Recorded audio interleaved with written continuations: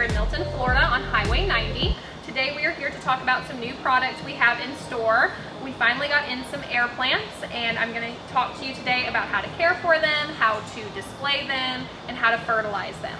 If you're not local to the Pensacola area, you are welcome to go to our website, which is our sister company, bellsgreenhouse.com, and they will soon be on the website to buy as well. So air plants are kind of neat. A lot of people think they are fake. They are not. They actually have all of their roots trimmed off before they're shipped to us, and they will eventually grow some roots, but they are for structural support only. Air plants are just that. They live off the air. They use their leaves to get the light they need, to get the water they need, and to get the fertilizer they need, which is really unique. Something I actually learned here recently, I always thought you just dunked the basal end into the water.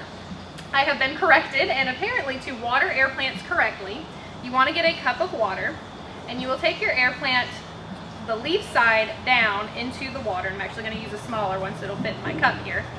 And you're going to place it in there, just like that, and you want to let it soak for about 20 to 30 minutes. This allows all of the water to penetrate into the leaves and fully absorb into the plant for a long, healthy life. You want to do this about once a week. Once or twice a week, just depending on the size of your air plant and the humidity in your house. And then they'll be nice and wet when they come out, and then you can put them back in your displays however you decide. You can also, if they're well watered and not too dry, you can actually take a mister and mist them on a regular basis, and that will allow them to get the water they need as well.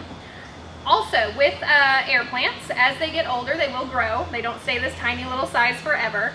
You can fertilize them with a non-urea-based bromeliad fertilizer, and that's really important. Urea-based nitrogen will actually burn the air plants, so it needs to be something like for orchids or bromeliads that's going to be a lighter, non-urea-based fertilizer.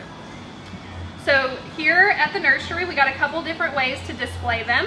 We have these cute little driftwood pieces, if you will, and they just pop out. As you can see, that one's actually got some roots on it, so it's nice and healthy. And then you want something that's going to be able to provide airflow. You don't want anything that's not going to allow it to breathe, allow it to drain the way you need it to. So after they're done watering, you just pop them back in their displays. We've also got these cute little birch tree stumps.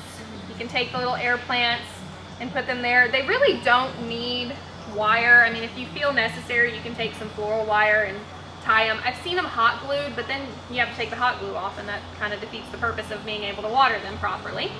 And then over here, we actually have a little driftwood piece that you can kind of put them all together, and eventually they will grow. Another product we have here at the nursery recently is the super moss. So moss, this is actually a preserved moss, and if you wanted, you could take this and decorate inside your driftwood. They will play along really well together. The other thing we have, and you'll see, is that we have these little hanging ornaments, which is really kind of cool if you're wanting to do like an iron tree and have a bunch of these hanging. You take the little air plants and you just kind of nestle them in their little spots. Again, you can take some floral wire if you feel like it's not supportive enough. And there you have a nice little hanger for your air plants. We even have the little tiny ones for these little guys right here. You just, again, nestle them in there, and then you can hang these off your ceiling, off, like I said, an iron tree.